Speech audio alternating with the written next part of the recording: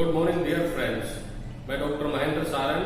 Welcome at my YouTube platform. That name is English Literature Guruji D.R. Saran.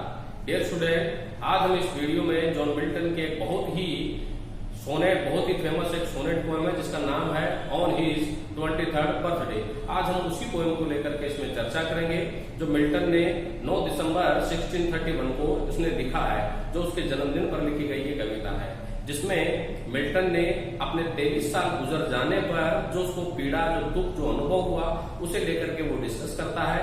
तो आइए अब हम हमारा वीडियो शुरू करते हैं. वीडियो को शुरू करने से पहले आप वीडियो को अंत तक जरूर देखें, लाइक और सब्सक्राइब जरूर करें. डियर स्टूडेंट, ये पोएम का पहला स्टैंजा है जिसमें मिल्टन ने लिखा है how soon Heath time the subtle thief of youth. अब यहाँ पे सब्टल थीप वह दबे पांव वाला चोर कहता है जवानी का. किसे कहता है? वह टाइम को. मिल्टन कह रहा है कि हाउ सून हेथ टाइम, कि समय कैसे गुजर गया. समय जो मेरे जवानी का चोर है, जिसने मेरे जीवन के 23 साल चुरा लिए, स्टोलन, जिसने चुरा लिए उसके पंखों पर माई 3 and 20 ईयर. मिल्टन ये कह रहा है कि समय ने मेरे जीवन के 23 साल कब चुरा लिए, मेरे जीवन के 23 साल कब उड़ गए, मुझे पता ही नहीं है.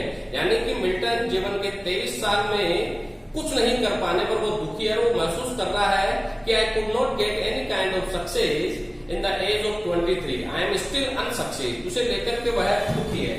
फिर मिल्टन कह रहा है my hasting days fly on with full career.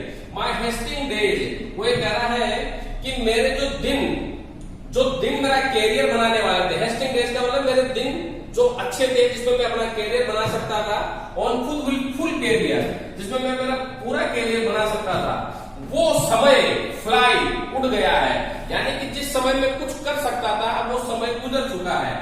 But लेकिन my late spring no bird or blossom sweet. अब वो ये भी कह रहा है कि but my late spring, late का मतलब देरी से, स्प्रिंग का मतलब होता है बसंत, नो बर्ड. अब बसंत का मतलब यह सक्सेस से है. वो ये कह रहा है कि जैसे कि बसंत के मौसम में नई कलियां आती है, नए फूल फल आते हैं, तो ये कहना चाह रहा है कि मेरा जीवन जिसमें मैं बना सकता था एक अच्छा कैरियर, उस वो कैरियर बनाने का समय मैंने ऐसे ही गुजार दिया. यानी कि 23 साल में मैंने जीवन में कोई भी सफलता प्राप्त नहीं की. और ब्लॉसम स्वेद, और पूरी तरह से जैसे कि वो खिल जाता है, जैसे कि कोई कली पूरी तरह से खिल जाती है, मुखर जाती है निश्चित समय के अनुसार, तो वो मेरे जीवन रूपी सफलता की जो कली है वह खिल नहीं पाई. यानी कि मैं 23 साल में मैं कुछ भी अरेंज नहीं कर पाया, कुछ भी गेट नहीं कर पाया. उसे लेकर के कवि दुखी है. और यहाँ पर वो उसी दुख और उसी सोरो को यहाँ पर हमारे साथ डिस्कस कर रहा है. वो कह रहा है कि जीवन के 23 साल मैंने ऐसे ही गुजार दिए. अब हम चलते हैं सेकेंड स्टैंजा पे. अब सेकेंड स्टैंजा है. सेकेंड स्टैंजा में मिल्टन कह रहा है perhaps my semblance might deceive the truth that I too manhood am arrived so near. यहाँ पर कह रहा है perhaps I my semblance. यहाँ semblance से मतलब ये कह रहा है कि 23 साल की उम्र गुजर जाने पर जो मेरे में जो जवानी प्रकट हुई, या हो सकता है यहाँ पर वो संदेह कर रहा है कि शायद हो सकता है कि मेरी सिम्बलेंस, कि मैं कब मेच्योर हो गया, उस सत्य ने he might deceive the truth, यानी कि जो असल सत्य था उस सत्य को ही मेरी मेच्योर एज ने ही शायद धोखा दे दिया हो. तो यहाँ पर लेकर के वो संदेह है कि शायद मैं समझ ही नहीं पाया कि कब मैं मेच्योर हो गया. उस सच्चाई को मैं पहचान ही नहीं पाया कि 23 साल की उम्र एक फुल कैरियर बनाने की होती है. तो मेरी जो मेच्योरिटी है वो उस मेच्योरिटी वो समझ ही नहीं पाई. फिर वो कह रहा है that I to manhood am arrived so near.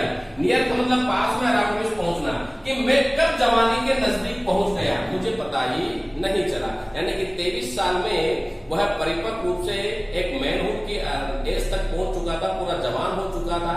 तो वो उस चीज को समझ ही नहीं पाया कि मुझे जीवन के 23 सालों को किस तरह से हैंडल करना चाहिए था. और वो जवानी की दहलीज पे कदम रख चुका था. एंड इनवर्ड राइटनेस, और आंतरिक परिपक्वता, यानी कि जो जवानी की आंतरिक परिपक्वता है, डोज मच लेस एपियर, यानी कि वो जो मेरे अंदर प्रकट हुई उसको भी मैं नहीं पहचान पाया। यानी कि समय रहते मैं मेरे जीवन के 23 साल को अच्छे तरीके से समझ नहीं पाया।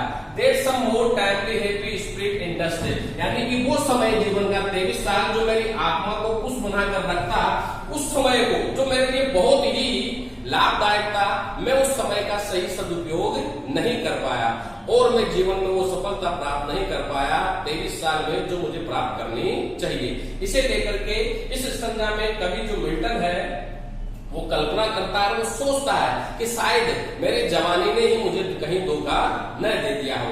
इस तरह से मिल्टन हमारे से डिस्कस करता है। अब हम चलते हैं थर्ड स्टैंजा पे।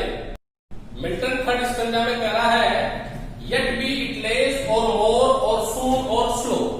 यहां पर कह रहा है yet be it less or more or soon or slow, it shall be still in strict measure even to that same Lord, however mean or high, towards which time leads me and the will of heaven। तो जैसा कि मैंने बताया, Milton was a religious person and he has a deep faith on Catholic religion।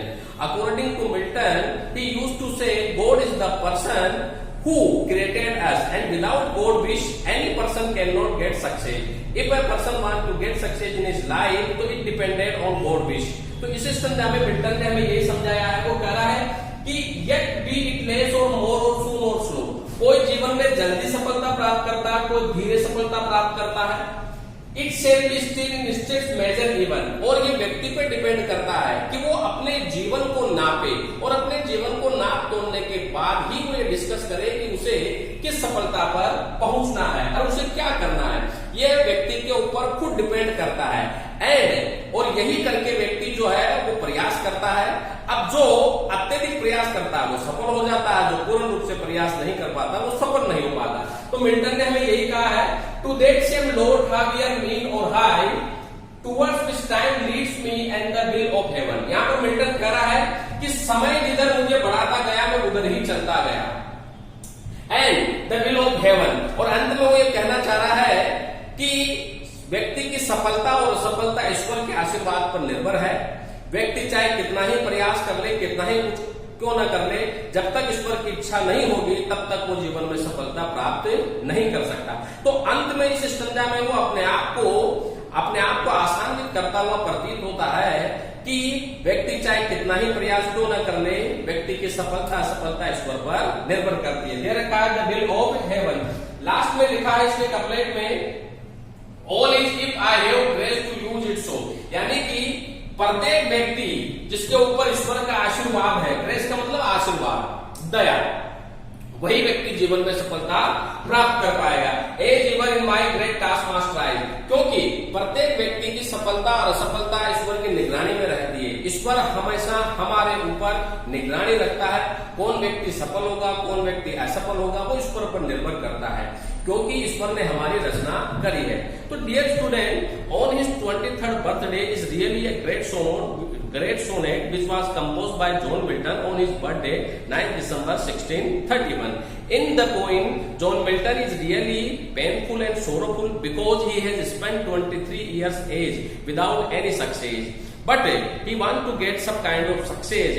But at last he explained कि व्यक्ति की सफलता और असफलता ईश्वर पर निर्भर करती है। Without God which any person can not get success, because God created us and we live all the time in the eyes of our great task master. जो ईश्वर है हम उसकी निगरानी में रहते हैं। इस तरह से मिल्टन ने हमें यह समझाने का प्रयास किया है।